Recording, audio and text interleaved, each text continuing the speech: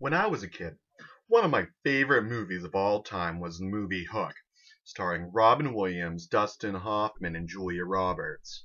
The costumes in that movie were awesome because you couldn't tell who anyone was.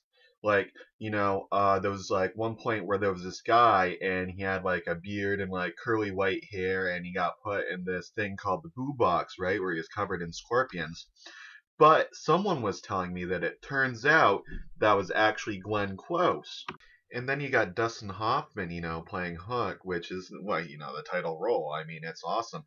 But the thing was, like, I didn't know who Dustin Hoffman was when I was a kid. I probably saw the movie like 20 times, and if you asked me who Dustin Hoffman was, I couldn't tell you.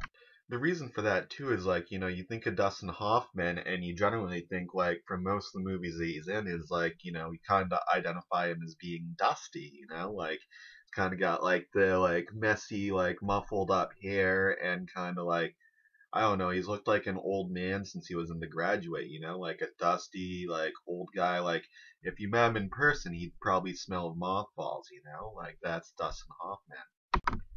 Never in my wildest dreams though did I think that Peter Pan would have grown up to be somebody that was as hairy as Robin Williams. I mean, he was covered in hair. And I actually have the novelization of Hook, and in it, there's a scene where all the Never kids are shaving his body, because Robin Williams is so hairy, and I guess he was supposed to be hairy in the screenplay. I don't know if it was written for Robin Williams or not, but it's pretty funny because if you look at the movie when they like toss him out of that giant catapult, his chest is bald, and that's not Robin Williams. Right here, you got it. It's Hook, written by Terry Brooks, the author of the Druid of Shana and then you look inside and and and you got Dusty himself looking like a French aristocrat, He's like should be at a tea party in Versailles or something. It's pretty cool playing court tennis or something. People must have thought Terry Brooks was crazy when he told them that he was going to write a novelization of a kids movie, but I mean, look at it now. It's on every bookshelf across America, even mine. Huh? It's crazy. The trouble with flying these days too is, there's so many planes up in the air that, you know, it's like you can't just have kids flying from place to place or they're liable to get hit by an airplane, traffic control. I think that's probably why, it's illegal for kids to fly anymore outside of an airplane. I mean, imagine being a commercial airline pilot and just flying along one day, and then all of a sudden, out of nowhere, some British kid shows up in the middle of the air, completely unexpected, and just slams right against the windshield, like blood and guts flying everywhere. And that's something that, a pilot has to live for, live with for the rest of their life. It's terrible. I don't know how many of you have ever seen the movie Fly, but I don't know. Like, well, you got Denzel Washington, and he's like a pilot who's all fucked up on coke and booze all the time. Like, I don't know. Maybe that's why. Like, maybe he hit a kid that, a British kid flying through the air, and he didn't tell anyone because he didn't want to lose his license. But then it's like, he'd start having nightmares about it, and the only way he could get rid of it was by, doing drugs all the time.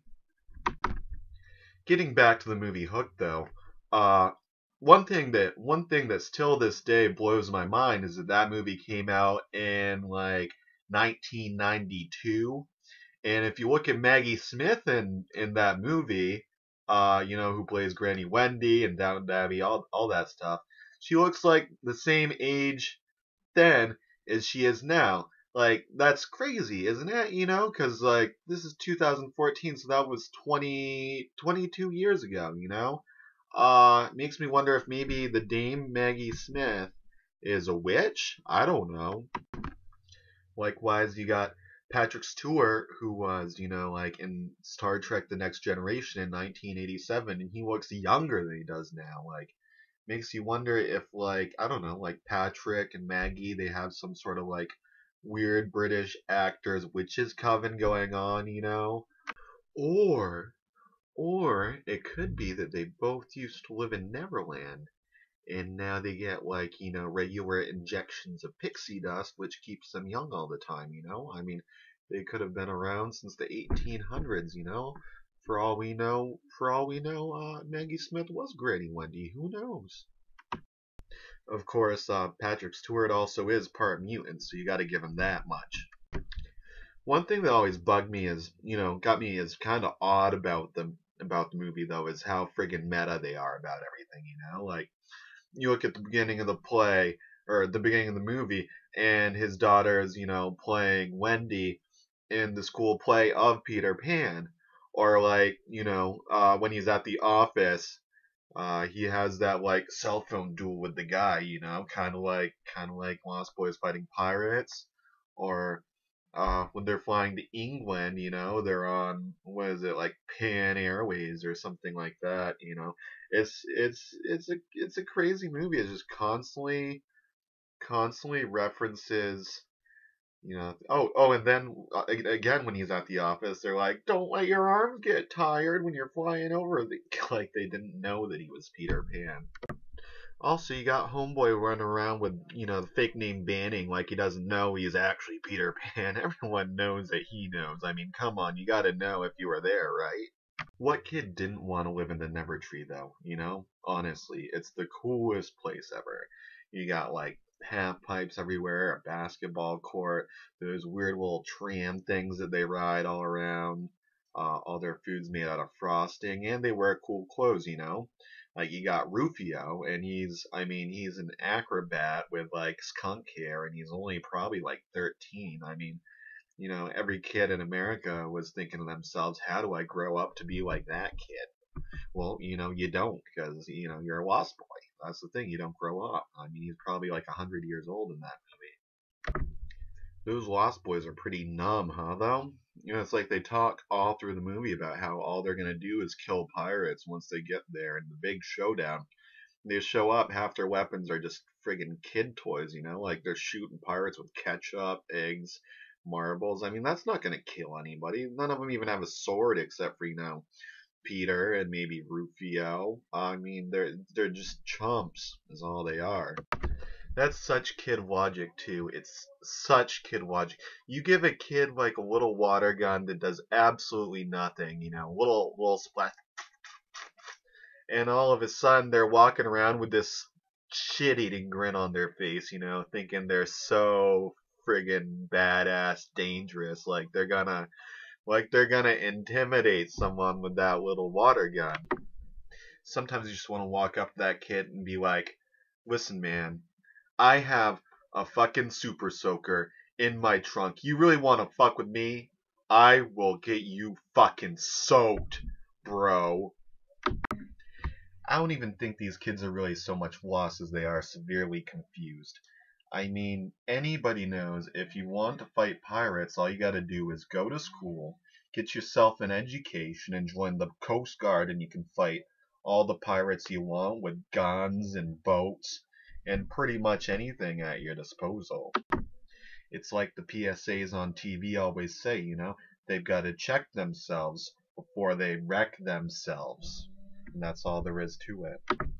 You gotta wonder about the pirates too, because I mean, as much as you can talk shit about the weapons that the Lost Boys had, I mean, the pirates still lost them. What's the deal with that?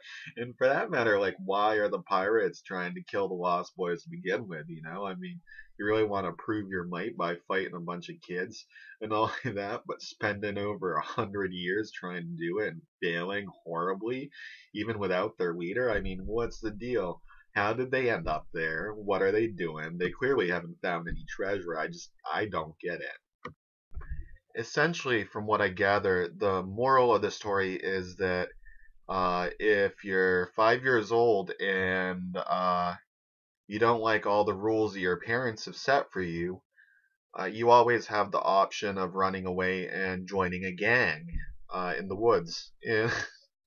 Isn't that, I mean, kind of at the heart of every story when you think about it? But anyway, long story short, if you haven't seen the movie, you should go see it because, It's been out now for 22 years. And if you don't want to take my word for it, I mean, it won like 17 Academy Awards, so I mean, they should speak for themselves. But yeah, that's my word for today. And I hope you have a good one.